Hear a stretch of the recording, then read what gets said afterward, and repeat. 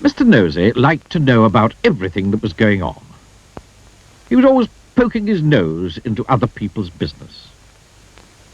Mr. Nosey was the sort of person who, if he came upon a locked door, couldn't resist looking through the keyhole to see why the door had been locked.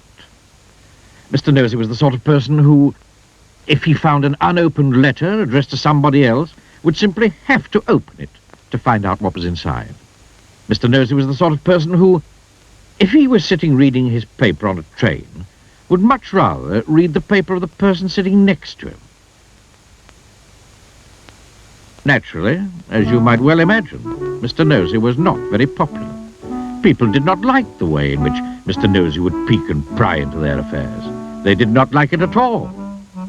But did that stop Mr. Nosey peeking and prying? It did not. Mr. Nosey lived in a funny, tall, thin house in a place called Tittletown. The people of Tittletown decided that Mr. Nosey was becoming much too nosy.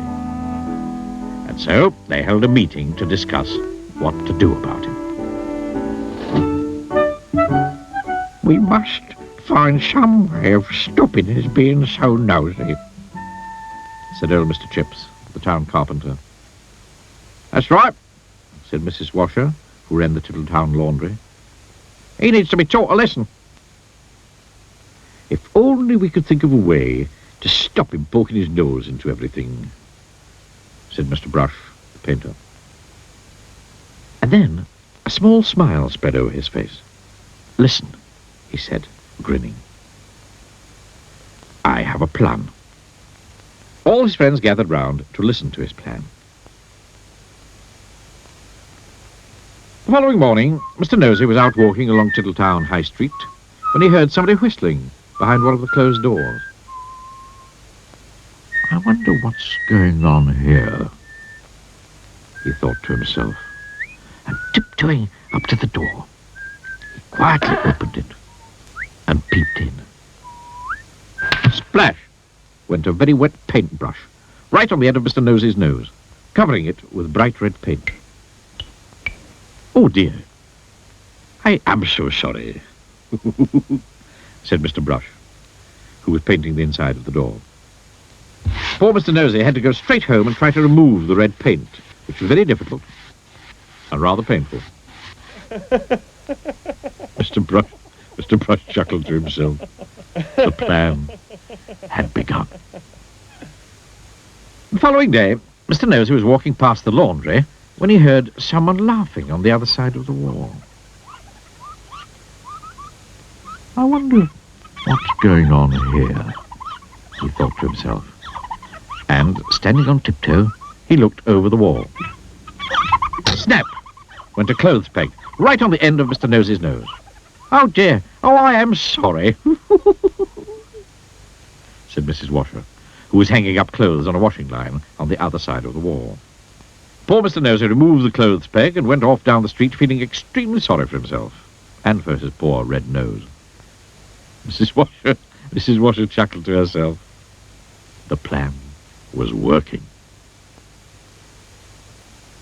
The next day, Mr. Nosey was going past a fence when he heard hammering. I wonder what's going on here, he thought to himself.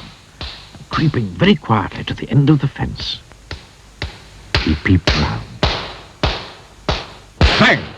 Went a hammer right on the end of Mr. Nosey's nose. Oh dear, oh I am sorry, said old Mr. Chips, who was nailing up a loose plank in the fence.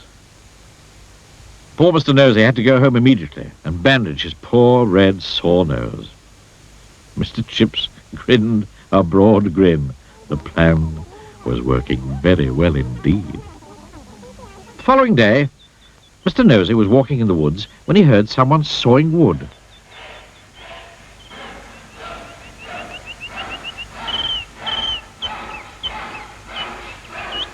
I wonder what's going on here, he thought to himself, and crept up behind a tree. He was just about to peer out from behind the tree when it suddenly occurred to him that if he did, something very nasty might happen to his nose. And so he went on his way without being nosy. Behind the tree, with a saw raised in his hand, stood Mr. Hurd, the farmer. When he saw that Mr. Nosey had gone on his way without being nosy, he laughed and laughed and laughed. The plan had worked. Mr. Hurd hurried off into Tittletown to tell everybody.